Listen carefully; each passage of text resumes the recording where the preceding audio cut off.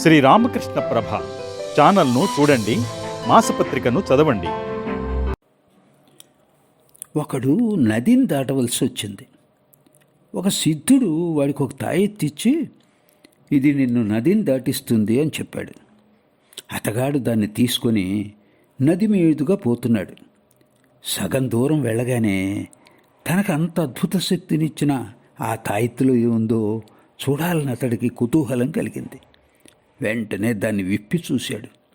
దానిలో ఒక కాగితం మీద పవిత్రమైన రామనామం మాత్రం రాసి ఉండటం చూశాడు. ఇదేనా దీనిలోని రహస్యం అనే తృణీకార భావం అతడిలో కలిగింది.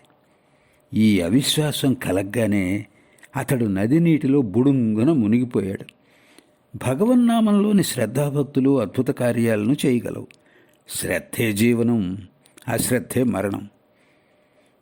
బ్రహ్మహత్యా పాపానికి పాల్పడ్డ రాజొకడు తాను ఎలాంటి ప్రాయశ్చిత్తం చేసుకొని పునీతుడవగలడో తెలుసుకోవటానికై ఒక ఋషి ఆశ్రమానికి వెళ్ళాడు. ఆశ్రమంలో ఋషి లేడు, కానీ ఆయన కుమారుడు ఉన్నాడు. రాజు వచ్చిన పని తెలుసుకొని 3 సార్లు రామనామం జపించు, నీకు పాప పరిహారం అవుతుంది అని ప్రాయశ్చిత్తాన్ని విధించాడు. తరువాత ఋషి వచ్చి తన కుమారుడు తెలిపిన ప్రాయశ్చిత్తాన్ని గురించి విని కోపగించుకొని ఇలా అన్నాడు: శ్రీరామనామాన్ని ఒక్కసారి ఉచ్చరించగానే 1,000,000 జన్మల్లో చేసిన పాపాలన్నీ హరించుకుపోతాయే. ఓరి మూఢుడా, నువ్వెంతటి విశ్వాసహీనుడు! అలాంటి పవిత్ర నామాన్ని 3 సార్లు ఉచ్చరించమని అన్నావా? నీ విశ్వాసహీనతకు ఫలితంగా చండాలుడు వైపు. అలా శాపగ్రస్తుడైన ఋషికుమారుడే రామాయణంలోని గుహుడు.